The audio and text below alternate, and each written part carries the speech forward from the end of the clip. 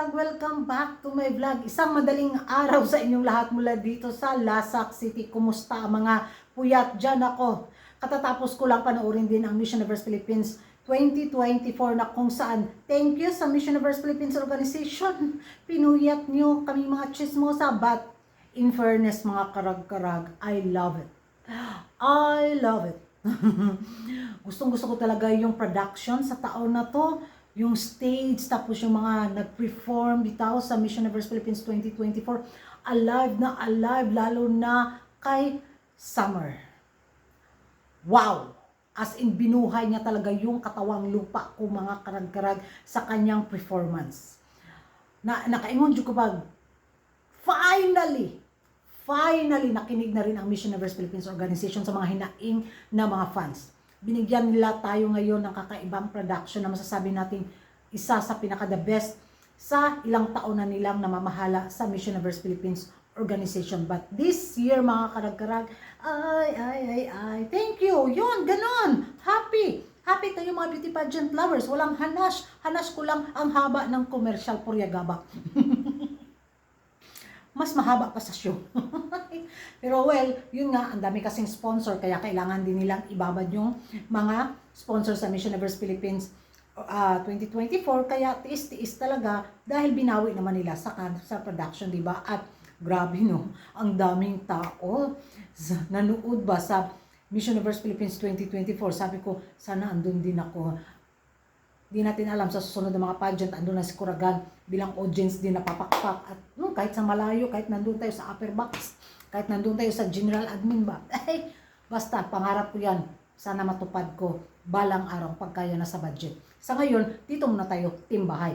So, yun ang nga mga karag-karag ko doon sa lahat ng mga kandidatang lumaban sa taon na to sa Miss Universe Philippines 2024. Grabe, masasabi talaga natin, ito ang powerhouse. This is it, Pilipinas. Oy, nakaingon lalo na yung mga kandidatang rumampas sa kanilang evening gown. Siya! Kinilig ako. Yun talaga yung nagiging reaction ko mga karag-karag kanina nanood ko. Hindi tayo binigo na mga chismosang beauty pageant lovers. Nandun yung kilig, nandun din yung lungkot. Nalungkot ako dahil hindi nakapasok si VVB at saka si Cebu sa top 5 mga karag-karag, but yun nga, tadhana nga yung nagsabi na sa mga kandidata na hanggang doon lang yung journey nila sa taon na to sa Miss Universe Philippines 2024. Kaya yun, medyo malungkot lang, pero wala tayong magawa, di ba? Yung sinusuportaran natin na hindi na nakaabot sa yun, sa expect natin na placement, ay nako. Dito tayo sa top 5 na kung saan sa Q&A, shock ako sa resulta mga karag-karag. Lalo nang in-announce si Taguig na 4th runner-up. Anong dahilan kung bakit natalo si Taguig? Diba?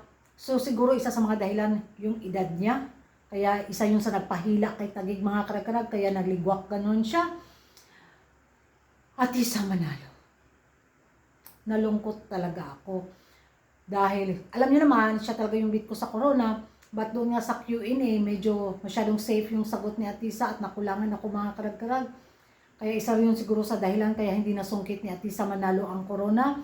But yun, wala tayong magawa. So sa top 5 na prediction ko mga karag-karag, 3 ang nakapasok. In fairness, tama yung pa-review ko.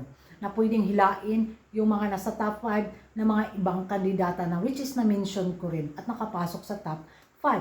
So, in-expect ko talagang magkahawak kamay si Taguig at saka si Atisa manalo. Kung nung nalaglag na si Christy sa bilang 4th runner-up, sabi ko baka Bulacan at Quezon Province to. Pero yun nga, hindi ko talaga in-expect si Kainta. Wala talaga sa radar ko si Kainta mga karag-karag. Siya yung biglang bumulaga sa akin na, pasok hanggang naka-top to si Kainta. Well, nasayangan talaga ako. Pero wala na tayong magawa mga karag-karag.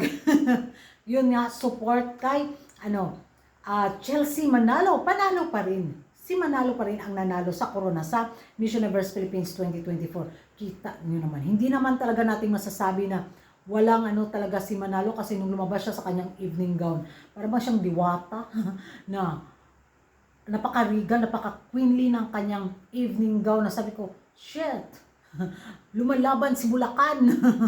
As in talaga, ang ganda ni Manalo. Nag-shine talaga siya sa gabing ito, kaya naiuwi niya ang corona sa Miss Universe Philippines 2024. So sa taon na ito mga karagkarag, fresh overlooking na naman yung ipapadala ng Miss Universe Philippines organization sa Miss Universe 2024 sa Mexico. At tiyak na lalaban at laban din naman itong pambato natin ngayon sa taon na to, kasi nung lumaban siya sa Miss Universe Philippines 2024, kita natin yung kakaibang look din ni Chelsea, di ba? Parang hala, wow ka sa kanya ba? Kasi paiba-iba yung atake na ginawa niya, kaya wagi siya sa corona. So, yun ang mga karag-karag.